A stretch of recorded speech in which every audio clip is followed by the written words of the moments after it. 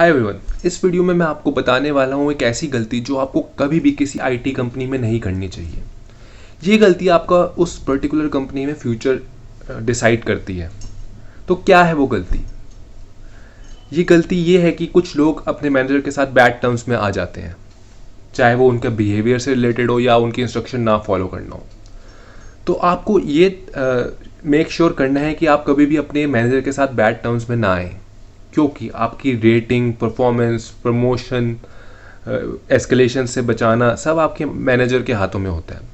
अगर आप अपने मैनेजर के साथ ही सही टर्म्स में नहीं हो तो ना आपको सही रेटिंग मिलेगी, ना आपको प्रमोशन मिलेगी, ना आपको अप्रेजल ढंग के मिलेंगे, और आप अपनी उस पर्टिकुलर जॉब में स्टक रह जाओगे। और अगर आपके पास स्किल्स नहीं है तो आप फिर स्विच भी नहीं कर सकते।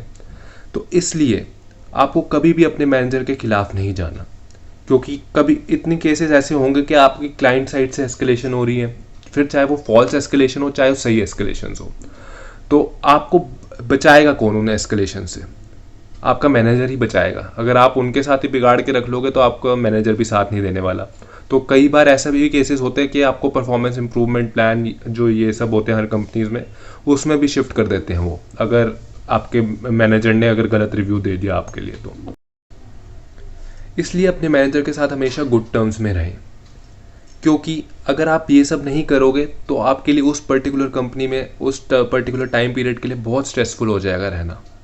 और अगर आपके पास स्किल्स भी इतने ज़्यादा नहीं है तो आप रिज़ाइन भी नहीं कर सकते और दूसरी कंपनी में स्विच भी नहीं कर पाओगे। तो इसलिए हमेशा अपने मैनेजर के साथ सही टर्म में रहें। तो आप कुछ चीज़ें हैं जो फॉलो कर सकते हैं। तो क्या है वो चीज़ें?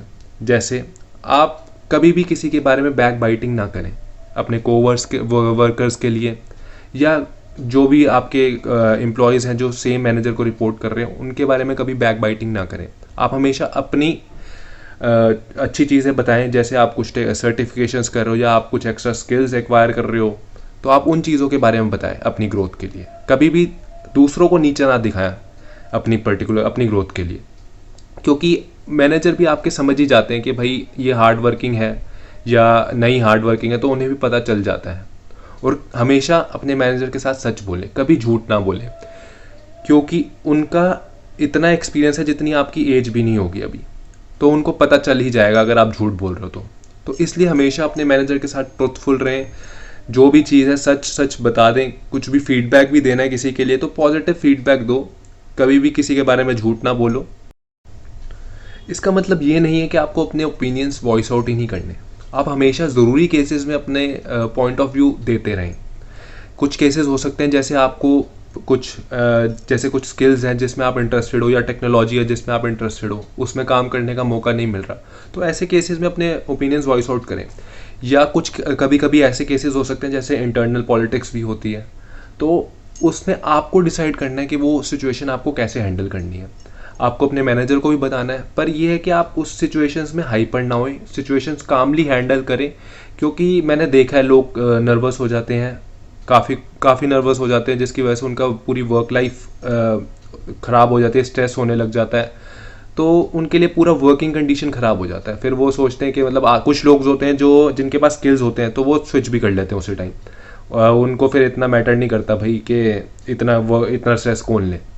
पर कुछ लोग होते हैं जिनके ऊपर पूरी डिपेंडेंसी होती है घर वालों की और उनके ज़्यादा स्किल्स भी नहीं होते, तो उनको फिर वो फंस जाते हैं उस सिचुएशंस में और वो हैंडल नहीं कर पाते। इसलिए आप हमेशा कामली, पीसफुली और मेच्योरली हैंडल करें सिचुएशंस को।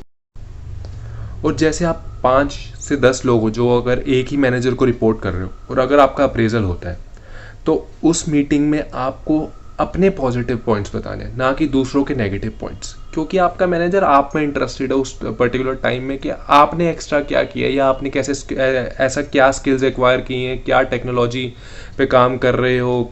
तो आपको अपनी पॉजिटिव पॉइंट्स बताने, ना कि दूसरों के नेगेटिव पॉइंट्स, क्योंकि ये भी एक सीरियस मतलब नेगेटिव इम्पैक्ट कर सकता है आपकी अप्रेजल में। तो आप अपनी अच्छाइयाँ बताएं, ना कि दूसरों की बुराइयाँ।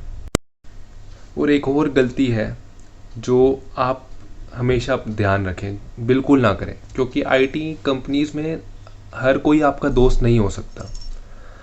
आपको हमेशा अपनी जो भी इंटरनल थिंग्स है कभी भी शेयर ना करें किसी से, बस अपना काम करें, जो आपके दोस्त हैं, जिनको जो आपको लगता है कि सही में दोस्त है, उनके साथ शेयर भी कर सकते हैं, पर सबके साथ अपनी इंटरनल थिंग्स शेयर ना करें, चाहे वो प्रोजेक्ट से रिलेटेड हो, चाहे वो पर्सनल लाइफ से रिलेटेड हो, चाहे कुछ भी हो। कभी कोई भी आपका मतलब वो अनफेयर एडवांटेज निकाल सकता है बाद में उस चीज़ के, अगर आप शेयर करोगे वो सब चीज़ें।